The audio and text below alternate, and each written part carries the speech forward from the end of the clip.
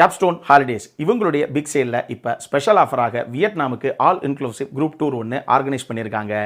8 nights 9 days அப்படின்னு plan பண்ணப்பட்டிருக்க இந்த டூர் பேக்கேஜுக்கு பெர் பர்சன் 1,24,999 இவங்க சார்ஜ் பண்ணுறாங்க. இதிலேயே உங்களுடைய visa, flight tickets, private transfer, 4-star hotel accommodation, breakfast, lunch and dinner, daily guide charges, all entry ஃபீஸ்லேருந்து வாட்டர் பாட்டில் வரைக்கும் எல்லாமே கவர் ஆகிடும். இவங்ககிட்ட எனக்கு பிடிச்ச 2 விஷயத்தில் முதல் விஷயம் ட்ராவல் நவ் பே லேட்டர் அப்படிங்கிற ஆப்ஷன் இருக்கிறதுனால நீங்கள் டூருக்கு போயிட்டு வந்து கூட அந்த அமௌண்ட்டை நீங்கள் ஈஸி மந்த்லி இன்ஸ்டால்மெண்ட்ஸில் பே பண்ணிக்க முடியும். 2வது விஷயம் Hoi An, Ninh Binh, ancient town, lantern boat ride அப்படிங்கிற மாதிரி மற்ற ட்ராவல் ஏஜென்சிஸ் யாருமே ப்ரொவைட் பண்ணாத சில யூனிக்கான பிளேசஸையும் சேர்த்தே இவங்க கவர் பண்ணுறாங்க. மேலே இருக்க நம்பருக்கு கால் பண்ணுங்கள். ஃபில்மி கிராஃப்ட் அப்படிங்கிற பேரை நீங்கள் ரெஃபர் பண்ணிங்கனாவே உங்களுக்கு 10,000 rupees ஃப்ளாட் டிஸ்கவுண்ட்டும் கிடைக்கும்.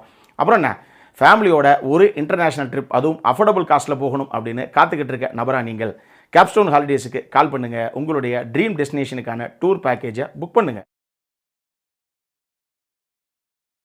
Hello viewers, welcome to Filmy Craft. நான் உங்கள் அருண். இந்த எபிசோடில் குடும்பஸ்தன் படம் எப்படி இருக்குது அப்படின்னு தான் இங்கே நம்ம பார்க்க போகிறோம். இந்த படத்தில் நம்ம கதாநாயகன் ஒரு மிடில் கிளாஸ் ஃபேமிலியை சேர்ந்தவர். அவருக்கு அப்பா அம்மா காதலிச்சு கல்யாணம் பண்ணிட்டு வந்த ஒரு மனைவி, ஒரு சகோதரி, சகோதரிக்கு ஒரு கணவன். அந்த மச்சான் கேரக்டர் எப்படி அப்படின்னா, நம்ம கதாநாயகன் எப்படா வாழ்க்கையில் வலிக்கி விழுவாப்பில் கைதட்டி சிரிக்கலாம் அப்படிங்கிற மாதிரியே ஒரு அற்புதமான குணமைப்பு இருக்கக்கூடிய ஒரு கதாபாத்திரம் அந்த மச்சனே கதாபாத்திரம். இப்போ இந்த கதாபாத்திரங்கள் இருக்கக்கூடிய இந்த குடும்பத்துக்காக நம்ம கதாநாயகன் இருக்காரு, அவர் ஒரு கட்டத்தில் ஒரு சில கடன்களை வாங்க ஆரம்பிக்கிறாப்புல. இதுவே இப்போ இந்த கடன் அடிக்கிறதுக்கு அடுத்த கடனை வாங்கி அப்படின்னு கடனுக்கு மேலே கடன் அப்படின்னு போய் ஒரு கட்டத்தில் மாட்டிக்கிறாரு. இது எல்லாத்துலேயும் இருந்து கடைசியாக வெளியே வந்தாரா இல்லையா, இதுதான் இந்த படத்துடைய மொத்த கதையை. மைல்டு ஸ்பாய்லர்ஸ் அஹெட் முதல்லே சொல்லிட்டேன். அதே மாதிரி இந்த விமர்சனத்தை மொத்தமாக முழுசாக கேட்டுட்டு அப்புறம் எந்த காலம் வேணாலும் நீங்கள் எடுங்க. இந்த படத்தை பொறுத்தளவுக்கு ஒரு மிடில் கிளாஸ் ஃபேமிலியை சேர்ந்த ஒரு ஆணுடைய கஷ்டம் என்ன, வலி என்ன அப்படிங்கிறத ரொம்ப நீட்டாக பதிவு பண்ணியிருக்காங்க இந்த படத்தில். இதை எழுதுனது பிரசன்ன பாலச்சந்திரன், ராஜேஸ்வர் காளிசாமி அப்படின்னு சொல்லி 2 பேர். ராஜேஸ்வர் காளிசாமி இதை தனியாக இயக்கியிருக்காப்புல. இதில் ஒரு பக்கம் காமெடி, இன்னொரு பக்கம் எமோஷன்ஸு அப்படின்னு சொல்லி 2யும் கலந்து கட்டி தான் இந்த படமாக இவங்க ப்ரெசென்ட் பண்ணியிருக்காங்க. இதில் ஒரு சில விஷயங்களும் நமக்கு ஒர்க் அவுட் ஆகலை. அது என்னங்கிறத நான் பின்னாடி சொல்கிறேன். அது பொறுமையாக மொத்த விமர்சனத்தையும் கேளுங்க. அதே நேரத்தில் இந்த கேஸ்டிசம், கடவுள் நம்பிக்கை, கணவன் மனைவிக்குள்ளே இருக்கக்கூடிய அந்த நல்ல அண்டர்ஸ்டாண்டிங் எது இருக்கணுமோ அந்த மாதிரி விஷயம், இது எல்லாத்தையும் அப்படியே போகிற போக்கில் அழகாக டச் பண்ணி சில விஷயங்களை அங்கே நீட்டாக அட்ரஸ் பண்ணிட்டும் போயிருக்கு இந்த டீமை. ஃபேமிலி மெம்பர்ஸுக்கு மத்தியில் ஒரு பர்ஸ்லேருந்து பணத்தை எடுத்து பயங்கர எமோஷனலாக பேசக்கூடிய அந்த ஒரு காட்சி. பாத்ரூம்குள்ளே போயிட்டு சந்தோஷமோ துக்கமோ எதுவாக இருந்தாலும் பாத்ரூம்குள்ளே தேப்பை திறந்து விட்டு தானடா நம்ம எல்லாத்தையும் புலம்ப வேண்டியது இருக்குது அப்படிங்கிற மாதிரி சித்தரிக்கப்பட்ட பல காட்சிகள். பிறக்க போகிற தன்னுடைய குழந்தைகிட்ட பல தருணங்களில் அதே மாதிரி சந்தோஷமோ துக்கமோ எல்லாத்தையும் பேசக்கூடிய ஒரு சில காட்சிகள் அப்படின்னு சொல்லி மணிகண்டன் நல்ல மெச்சூர்டு பெர்ஃபார்மன்ஸை கொடுத்துருக்காரு. ரொம்ப நல்லா இருந்தது. அவருடைய கதாபாத்திர வடிவமைப்பும் சரி, அவர் அதை புல் ஆஃப் பண்ண விதத்துலையும் சரி. கதாநாயகியான சான்வே மேகனா அவங்களும் சரி, நம்ம குரு சோமசுந்தரம் அவர் தான் மச்சான் கேரக்டர் ப்ளே பண்ணியிருக்காப்புல, அவரும் சரி, 2 பேரும் கொடுக்கப்பட்டதை நீட்டாகவே பண்ணியிருக்காங்க. எனக்கு குரு சோமசுந்தரம் கொஞ்சம் காமெடி கலந்த ஒரு கதாபாத்திரம் இருந்தும் அவர் நூடுல்ஸை வந்து சாப்ஸ்டிக்கில் எடுத்து ஒரு சீனில் சாப்பிடுவாப்புல. அந்த சீனை பார்க்கும்போது உலகம் சுற்றும் வாலிபனில் ஒரு சீனில் நம்ம நாகேஷ் வந்து இதே மாதிரி சாப்ஸ்டிக்கில் நூடுல்ஸ் எடுத்து சாப்பிடுவாப்புல. அது வாய்க்கூட குச்சியிலே நிற்காதது. அது செம காமெடியான ஒரு சீக்வன்ஸு. அந்த மாதிரி ஒரு சீக்வன்ஸு இந்த படத்துலையும் உள்ள இருக்குது. இவங்கெல்லாம் போக ஆர் சுந்தரராஜன் ஆகட்டும், பாலாஜி சக்திவேல் ஆகட்டும், பிரசன்ன பாலச்சந்திரன் ஆகட்டும், இது போக எக்கச்சக்கமான ஆர்டிஸ்ட் உள்ளே இருக்காங்க. இவங்க எல்லாரும் அவங்கவுங்களுடைய கதாபாத்திரங்களை ரொம்ப அழகாகவே ஸ்க்ரீனில் கொண்டு வந்திருக்காங்க அப்படின்னே சொல்லலாம். டெக்னிக்கலி இந்த கதைக்கு என்ன தேவையோ அது உள்ள இருக்குது. சரி, இது எல்லாம் ஒரு பக்கம் இருக்கட்டும். இந்த படத்தை பொறுத்தளவுக்கு இந்த கதைக்களம் செட் அவுட் பண்ணப்பட்ட விதமே பார்த்தீங்க அப்படின்னா, மோஸ்ட்லி ஒரே ஒரு லொக்கேஷன் ஒன்று இருக்கும். அந்த லொக்கேஷனுக்குள்ளே ஒரு 3-4 கதாபாத்திரங்கள் இருக்கும். அந்த கதாபாத்திரங்களுக்குள்ளே கிரியேட் ஆகக்கூடிய கான்ஃப்ளிக்ட், அதுக்கடுத்து என்ன நடக்கிறது அப்படிங்கிற மாதிரி தான் பல காட்சிகளே சித்தரிக்கப்பட்டிருக்கு. அப்படி இருக்கும்போது அந்த காட்சிகள் ஸ்டேஜிங் பண்ணப்பட்ட விதத்தை பார்க்கும்போது நமக்கு என்னமோ நக்கலைட்ஸ் வீடியோ எபிசோட்ஸ் கொஞ்சம் பார்க்குறோமோ அப்படிங்கிற மாதிரி ஒரு சில இடங்கள்லையும், ஒரு சில இடங்களில் கொஞ்சம் சீரியல் மோடில் போகுதோ அப்படிங்கிற மாதிரி ஒரு ஃபீலையும் தான் இந்த படம் கொடுக்குது. அது இன்னுமே கொஞ்சம் மெனக்கெட்டலாமோ அப்படிங்கிற மாதிரி எனக்கு ஒரு ஃபீல் ஒன்று வந்தது. இன்னொரு பக்கம் பார்த்தீங்க அப்படின்னா, இந்த படத்தில் நம்ம பர்சனல் லைஃபு, நம்மளுடைய பர்சனலாக எப்படி ஒருத்தர்கிட்ட குணாதிசயம் இருக்குதுங்கிறதெல்லாம் விட்டுருங்களேன். ஆஃபீஸ்னு போயிட்டீங்க அப்படின்னா இன்றைக்கி அவனுக்கு எவ்வளவு கடன் இருக்குது அப்படிங்கிறது நம்ம எல்லாத்துக்கும் தெரியும். நீங்கள்லேருந்து நான் வரைக்கும் எல்லோரும் அப்படி தான்.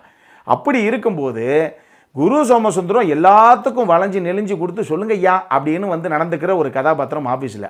ஆனால் தான் வேலை பார்க்குற கம்பெனியுடைய ஓனரு தன்னுடைய ஃப்ரெண்டை அடிச்சு விட்டாருங்கிறதுக்காக அந்த ஓனரையே திருப்பி அரைஞ்சு விட்டு வேலையை விட்டு நின்றுக்கிற ஒரு கதாபாத்திரம், அதை வேலையை விட்டு நீக்கப்பட்ட ஒரு கதாபாத்திரம் நம்ம கதாநாயகன்.